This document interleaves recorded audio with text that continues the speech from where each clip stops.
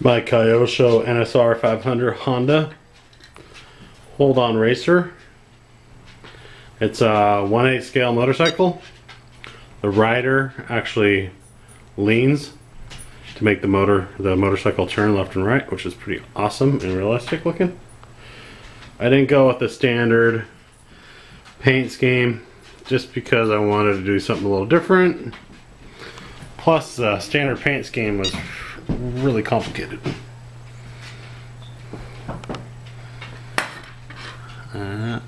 Pretty cool, and it goes fairly fast. I put a Sidewinder brushless motor in it. Alright, this is how the rider works.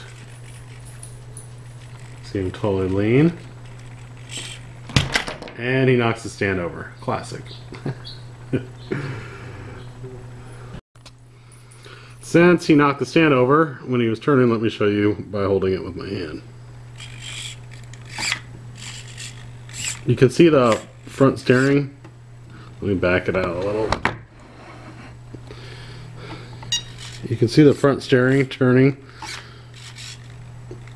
the opposite direction of the guy the way he's learning, which is pretty neat because that counters the need, or not the need, but the desire for it to want to completely lay over.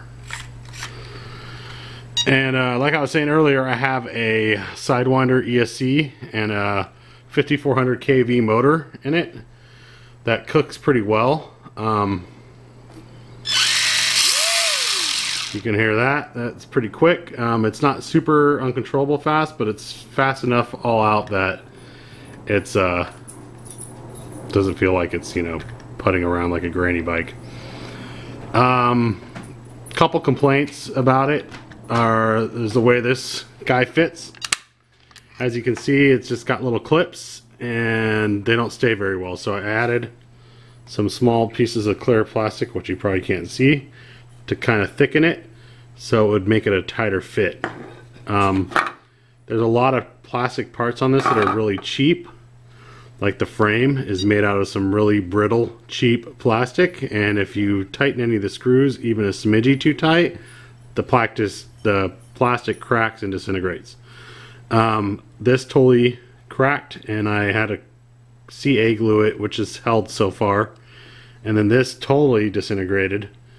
And these are mounts for the actual frame, so they're pretty important mounts. Another small complaint, which isn't a big one, is the motor and the chain tensioner.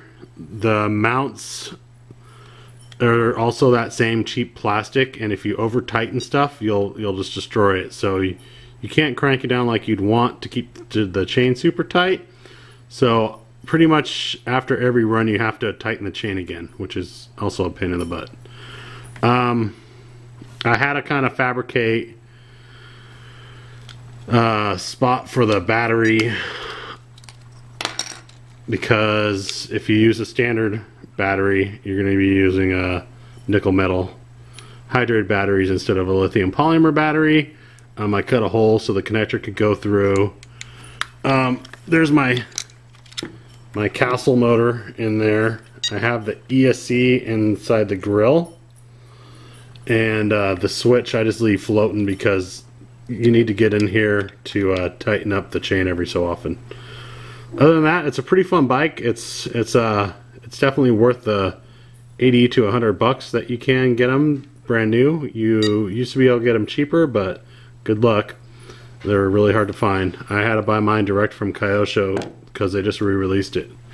I did add some foam to the rear wheel, and these are stock tires, and they seem to hold up really well on the concrete in front of my house, which is just regular old street with rocks.